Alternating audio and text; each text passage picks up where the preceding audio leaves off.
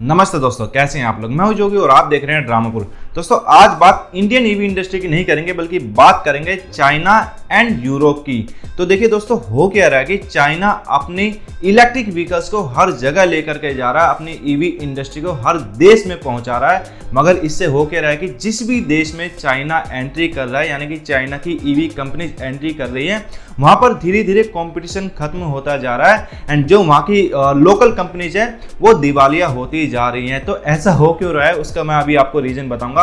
अगर इंडिया का ही एग्जांपल ले तो आप लोग देखेंगे कि चाइना ने जब इंडिया में एंट्री की थी अपने मोबाइल से, तो उस समय इंडिया में जो भी इंडियन कंपनीज थी, मोबाइल कंपनीज थी, इंडियन भी इवन बाहर की भी, उन सारी कंपनीज का दिवालिया निकल गया था एंड सिर्फ चाइनीज कंपनीज इंडिया में रह गई थी।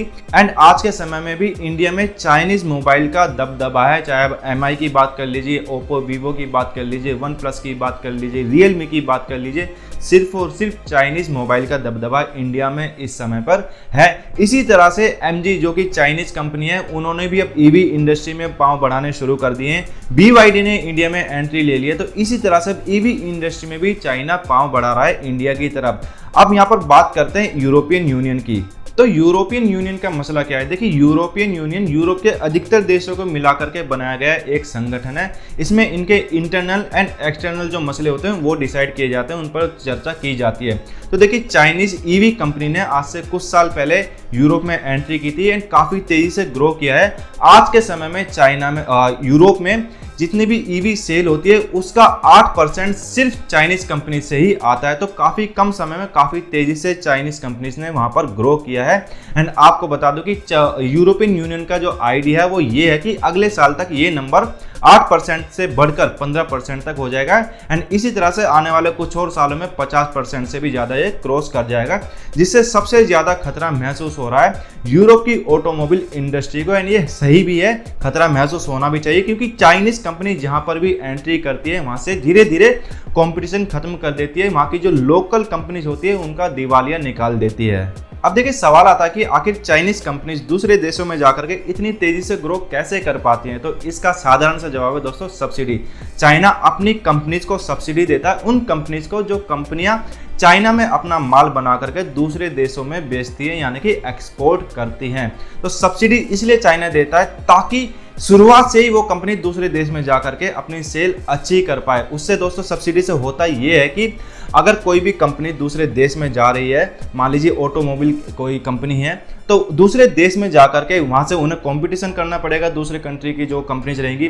तो वहां जाकर के होगा ये कि वहां जो कॉम्पिटिटर कंपनीज होंगी उनका जो प्रोडक्ट होगा, उनकी जो गाड़ियां होंगी, उससे कम दाम में चाइनीज कंपनी अपना सामान वहां पर बेच पाएंगी। तो इस वजह से इन्हें सब्सिडी दी जाती। अब सवाल आता है कि चाइना ऐसा करता क्यों है। इसका भी सीधा सा जवाब है, देखिए, चाइना बनना चाहता है वर्ल्ड पावर, वर्ल्ड लीडर। जैसे कि इस समय अमेरिका है, अमेरिका का दबदबा लगभग हर कंट्री पे रहता है, इसी तरह से चाइना भी करना चाहता है। अब आप इसको एक एग्जांपल से समझ सकते हैं कि आज के समय में यूरोप में 8% दबदबा बना लिया है यूरोपियन ईवी इंडस्ट्री में चाइना ने। एंड आप लोग जानते हैं कि ईवी इज द फ्यूचर। तो धीरे धीरे पेट्रोल डीजल वाली गाड़ियां तो बहुत कम हो जाएंगी, ईवी ही रहेगी आने वाले समय में। तो इस तरह से जब आप देखेंगे कि 60 से 70% तक मार्केट को ग्रैब कर लेगा चाइना यूरोप की, तो उस समय चाइना यूरोप को अपने इशारों पे नचाना शुरू कर देगा, क्योंकि वहां की पूरी इंडस्ट्री एक तरह से चाइनीज इंडस्ट्री हो चुकी होगी। वहां के लोगों को रोजगार चाइनीज कंपनियां दे रही होंगी। अब जैसे कि मैंने बताया कि चाइनीज ईवी कंपनीज दूसरे देशों में बड़ी तेजी से ग्रो कर रही है, यूरोप में काफी तेजी से ग्रो कर रही है एंड 8% तक की सेल सिर्फ चाइनीज कंपनी से आती है। तो ऐसा क्या हो रहा है चाइना यूरोप में कि चाइनीज कंपनी इतनी तेजी से ग्रो कर पा रही है, ऐसे कितने कम दाम पर ये अपनी गाड़ियों को बेच रहे हैं। तो देखिए दोस्तों, मैं आपको बता दूं पहले ये कि जो यूरोप है, यूरोप चाइनीज कंपनीज पर जो चाइना से ईवी इंपोर्ट की जाती है यूरोप में, उस पर 10% तक कस्टम ड्यूटी लगाता है। उसके बावजूद भी काफी कम दाम में चाइनीज कंपनीज अपने प्रोडक्ट को बेच रही है। कितने कम दाम में, तो देखिए 20% तक का कम दाम वहां पर देखने को मिलता है उनके कॉम्पिटिटर्स के मुकाबले।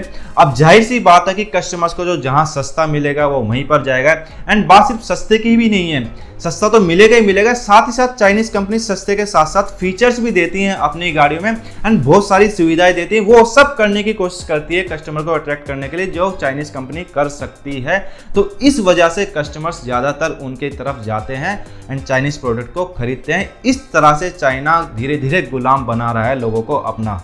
अब देखिए, यूरोपियन यूनियन को चाइनीज कंपनी की सब्सिडी के बारे में पहले से पता था या नहीं पता था, या पता होते हुए इग्नोर किया, इसके बारे में जानकारी नहीं है। लेकिन खबर के मुताबिक यूरोपियन यूनियन को अब इसके बारे में पता चला है। जैसे ही इसके बारे में इनको पता चला तो इन्होंने अपनी एनुअल मीटिंग में इस मुद्दे को उठाया एंड डिसाइड किया कि हम अब इस सब्सिडी की पड़ताल करेंगे। तो इस पड़ताल में जांच की जाएगी सारी चाइनीज कंपनीज की जो भी यूरोप में अभी वर्क करती हैं, तो उन सारी कंपनीज पर जांच की जाएगी। एंड आपको बता दो कि 13 महीने का समय यूरोपियन यूनियन ने लिया है कि 13 महीने में ये जांच कंप्लीट होनी चाहिए एंड इसके बाद ही कोई एक्शन लिया जाएगा।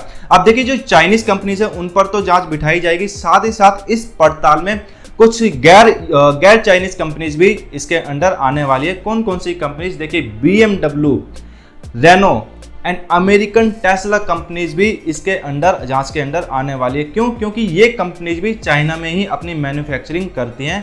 तो जो कंपनीज चाइना में मैन्युफैक्चरिंग करती है वो भी अब इस जांच के अंडर आएगी, इनकी भी जांच की जाएगी। चाइना ने यूरोप में अपनी ईवी इंडस्ट्री को 2016 से 2022 तक 57 अरब डॉलर यानी कि 57 अरब डॉलर्स का फायदा पहुंचाया है सब्सिडी देकर। ये आरोप उन पर लगाया गया है एंड अब इसकी जांच पड़ताल होगी। एंड सिर्फ दोस्तों इतना ही नहीं, बल्कि 2023 की शुरुआत में चाइना जापान को पीछे छोड़ते हुए दुनिया में नंबर 1 ईवी मैन्युफैक्चरर बन गया है। कुछ एक्सपर्ट्स का कहना है कि चाइनीज प्रोडक्ट्स के दामों से निपटना आसान नहीं है, क्योंकि चाइना के पास रिसोर्सेज ज़्यादा हैं, जिसकी वजह से चाइनीज प्रोडक्ट सस्ते होते हैं, तो इनके दामों से निपटा नहीं जा सकता। अब देखिए, इतना सारा कुछ चल रहा है यूरोपियन यूनियन एंड चाइना के बीच में, तो इस पर चाइना भी शांत नहीं बैठने वाला था। चाइना ने भी अपना एक ऑफिशियल स्टेटमेंट जारी किया है इसको लेकर के। काफ़ी कुछ बातें कही हैं, लेकिन उसका सार मैं आपको बता देता हूँ। देखिए, चाइना ने कहा है कि ये जो हमारे ऊपर एलिगेशन लगाए गए हैं सब्सिडी को लेकर के, ये फेक एलिगेशंस है एंड इनसे कुछ नहीं होने वाला। ये जो जांच पड़ताल की बात हो रही है, इससे नुकसान होगा, इससे चाइना एंड यूरोप के बीच में जो ट्रेड रिलेशंस है उन पर नेगेटिव इंपैक्ट पड़ेगा। तो ये सब चाइना ने फिलहाल कहा है। तो दोस्तों, इस वीडियो को यहीं एंड करते हैं। आई होप ये वीडियो आपको इन्फॉर्मेटिव लगी हो, नॉलेजेबल लगी हो। वीडियो अच्छी लगी हो तो लाइक करना, दोस्तों के साथ शेयर करना एंड एक कमेंट जरूर कर देना। बाकी मिलते हैं अगली वीडियो में, तब तक के लिए जय हिंद।